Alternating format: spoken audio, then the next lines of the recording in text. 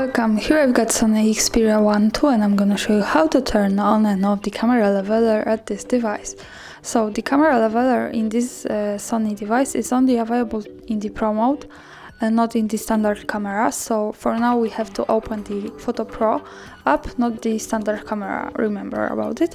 And when we tap on this we get access to these settings, and don't be scared because here also we have the auto settings here. As you can see, we don't have to manage all of this, so we can just stay on this auto.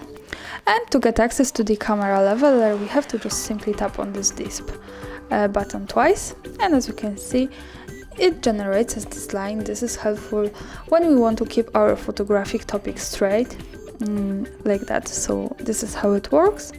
And of course, to turn it off we have to just simply tap on this again, and now it's gone.